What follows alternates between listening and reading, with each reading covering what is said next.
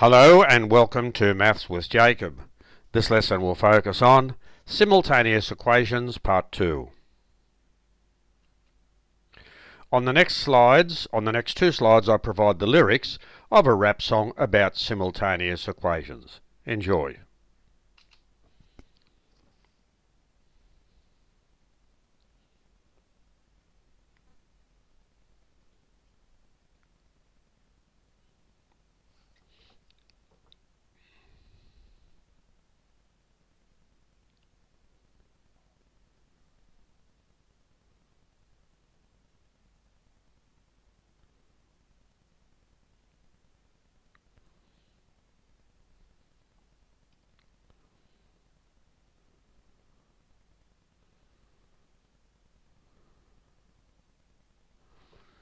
And here are the next three verses.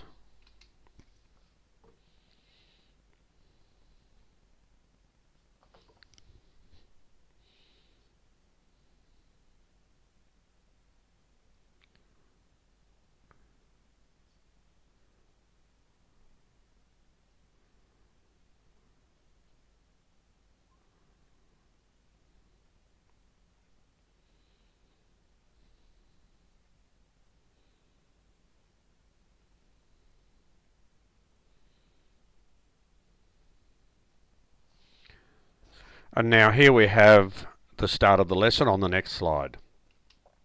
So for question 1, we're asked to solve the simultaneous equations algebraically. If you remember, for the previous lessons, we showed how to do this by drawing graphs on a number plane. Okay, for this one, what we have to do is eliminate one of the pronumerals or one of the letters. So you'll see here, this is 1y, and that's 1y here. So if we add the two equations together, watch what happens. So add equations 1 and 2.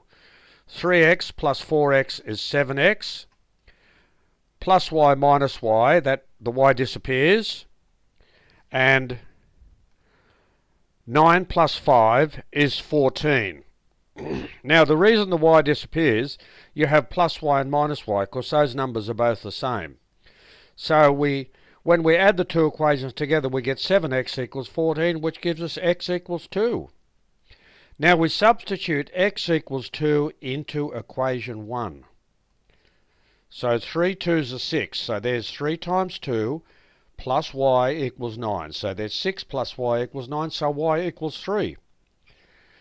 So what we've ended up with is, excuse me, the x value is 2 and the y value is 3.